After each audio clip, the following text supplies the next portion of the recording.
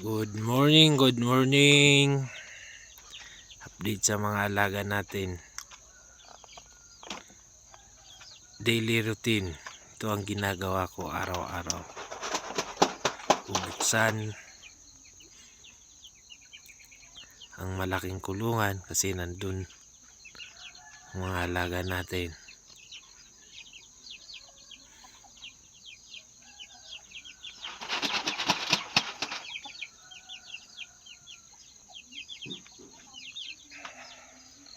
Ito na naman ang mga alaga kong sisiw. 2 weeks old.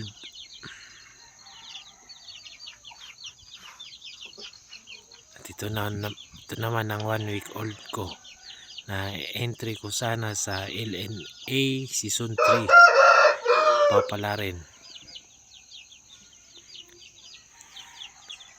1 week old ata to. Wow. December 30.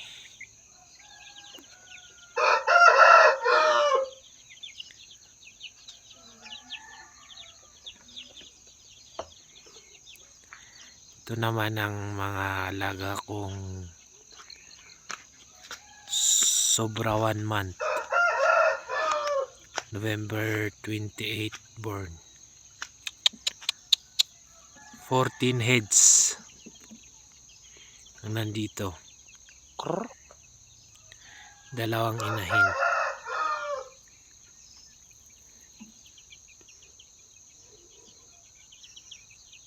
Ito, pinagtagpi-tagpi lang na yero.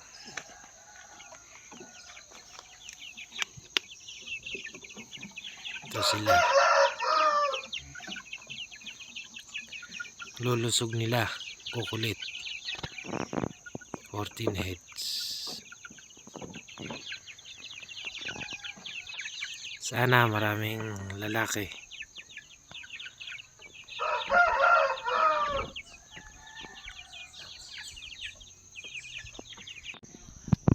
Ito ang manok natin na running 7 months this January 20. Di pa natin na-spar. Hanap pa tayo ng pares. Tsaka ito ang kinokondisyon natin na bulik. 8 months.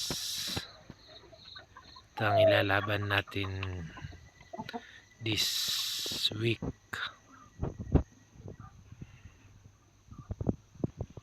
Hanap pa tayo ng pares.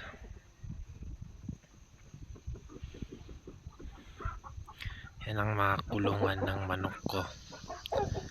Tsaka dito yung mga stag natin, 4 months. Ito.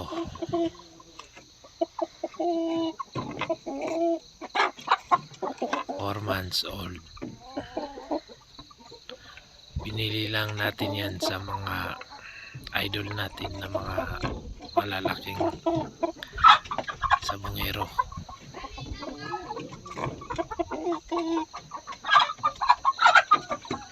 Ito ang kapatid niya.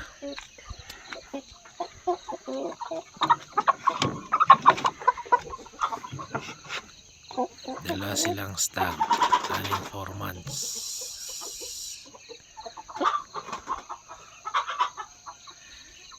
Gaganda ng mga kulay niya. Sana maganda din ang laro.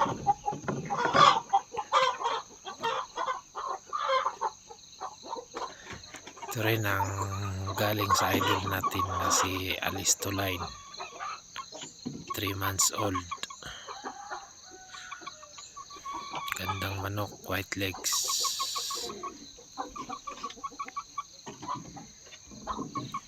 Yan ang mga alaga natin na stag.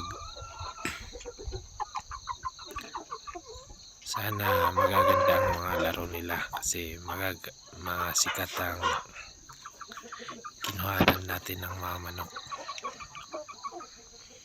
Kaya nandito yung dalawa kong on molt. yung straight cam natin na 3 times winner,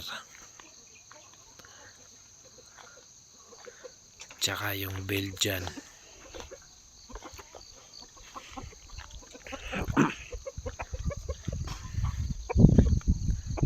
Ito yung Belgian, ito yung straight cam natin 3 times winner. Lahat yan on volt.